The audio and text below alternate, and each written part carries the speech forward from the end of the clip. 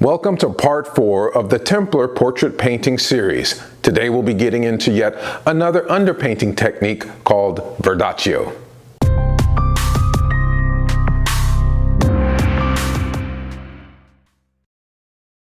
What you see here is a portion of a previous underpainting that I've done.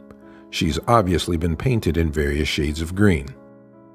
This is the palette that was used. The three main colors are chromium of oxide green, titanium white, and ivory black, mixed to create a value scale. The use of this palette consisting of various shades of green is known as Verdaccio. At this point, you're probably asking yourself, why would I paint someone's skin green unless they were a Martian? Well, to answer that question, let's take a look at this photo of my wife's hand holding a cup of tea. You'll notice in this area we see what would commonly be thought of as a fair person's skin tone. But you'll notice in this area we see a greenish tone where veins and shadows are. This is a doll's head. You'll notice that the flesh tone is very smooth, very even, with no variation, and definitely no green undertones, which gives it a very fake and plastic appearance. And such will your paintings be if you don't account for the green undertones when painting realistic flesh. Here we have the Verdaccio on the left and the finished painting on the right.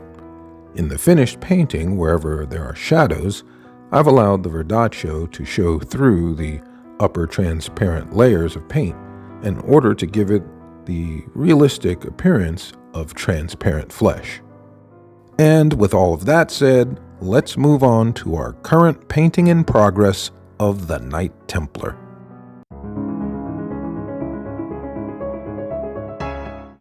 I begin with my darkest values first and then work up to my lighter values. This is how I generally work. Occasionally you'll see me jump back and forth between values, but as a whole, it's dark to light.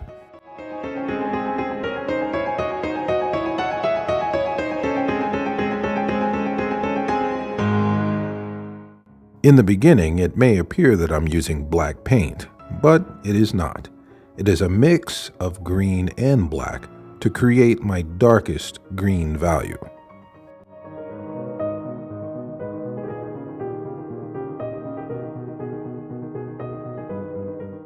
As I mentioned earlier, when this Verdaccio underpainting is finished, I will apply subsequent layers of transparent flesh tones, allowing the Verdaccio to be seen through those layers. More so in the shadowed areas, which will be darker and more rich, and less in the lighter areas that will be more pale. Even in the pale areas, I will allow the Verdaccio to show through, but not to the point to where the skin appears to be green, but definitely to the point to where there is just a bit of the underpainting showing to give it a realistic appearance.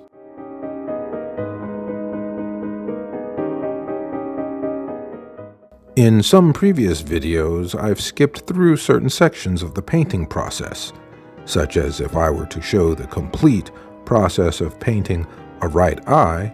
As the video progressed, you would immediately see the left eye completed, seeing how you have seen the process of the right eye. In this video, I have decided to leave the entirety of the painting process intact so that you could witness all of the subtle nuances that are involved in creating this Verdaccio underpainting.